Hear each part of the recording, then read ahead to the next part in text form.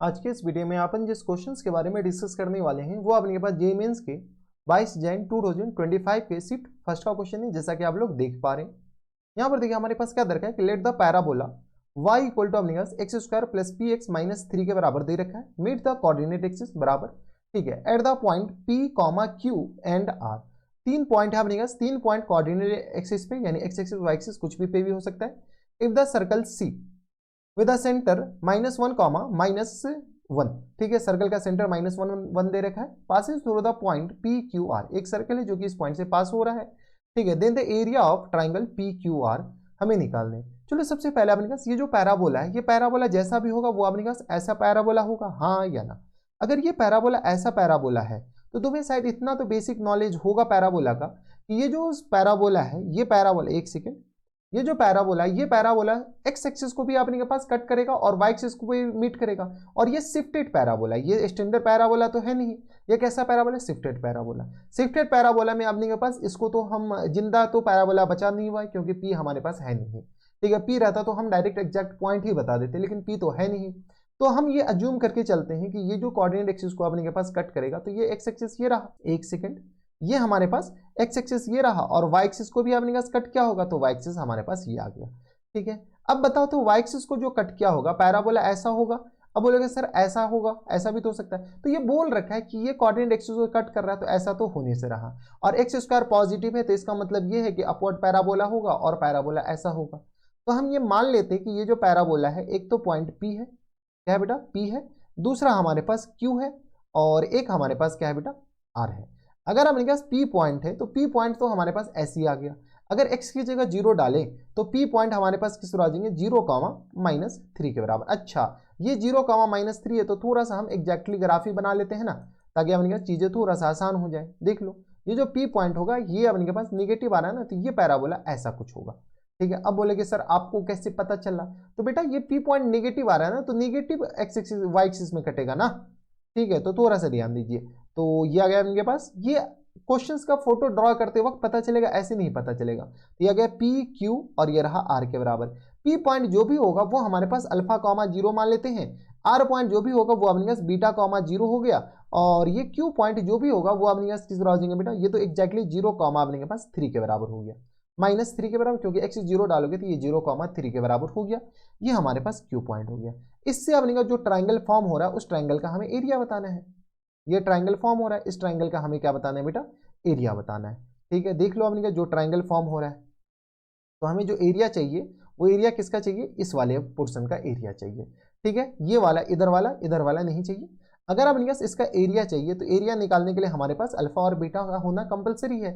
Alpha beta आ नहीं सकता है क्योंकि अपने पास यहाँ पर एक पैरामीटर पी बैठा हुआ है। तो अब क्या करें, तो यहाँ से अपने पास इससे एक सर्कल भी पास हो रहा है, तो सर्कल पास करा दो। जितना बोला गया ना क्वेश्चंस में उतना तो पहले कर लो, आगे अपने पास क्वेश्चंस बने या ना बने हमें क्या पता, ठीक है। तो ये आ गया अपने पास एक सर्कल, इस 3 पॉइंट से ऑब्वियसली इस बात है कि एक यूनिक सर्कल ड्रॉ होगा। तो ये अपने पास सर्कल कुछ ऐसा बनेगा, देख लो, थोड़ा सा हम बनाने की कोशिश की है क्लोज टू एग्जैक्ट, ठीक है। ये सर्कल है, इस सर्कल का जो सेंटर है ना वो सेंटर हमारे पास दे रखा है किस बराबर, -1,1 के बराबर। ये हम नहीं करें, ये क्वेश्चन में दे रखा है किसके बराबर, -1,-1 के बराबर।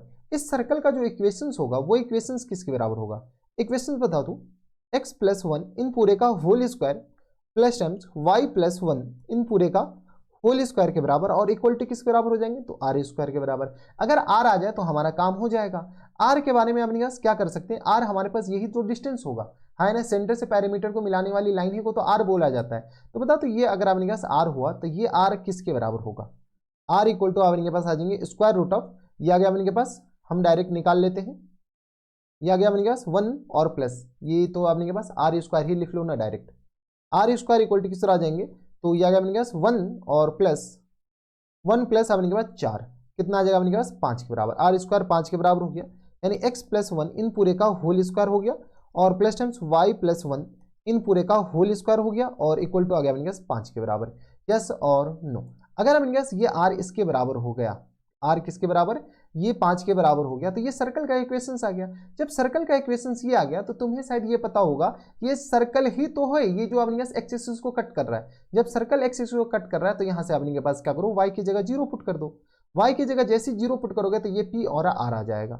y की जगह 0 पुट करोगे तो ये किस तरह आ जाएंगे x+1 इन पूरे का होल स्क्वायर और प्लस टाइम्स 1 इक्वल टू आ गया 5 के बराबर। चीजों को अपने पास थोड़ा सा सिंप्लीफाई, अब ये थोड़ा सा अच्छा सा भी तो लिख दे, प्लस टाइम्स 1 इक्वल टू आ गया अपने पास 5 के बराबर। चीजों को थोड़ा सा सिंप्लीफाई कर लेते हैं तो ये आ गया अपने पास x+1 इन पूरे का होल स्क्वायर के बराबर और इक्वल टू आ गया 4 के बराबर। यानी यहां से कह सकते हैं क्या x+1 इक्वल टू आ गया अपने पास +-2 के बराबर।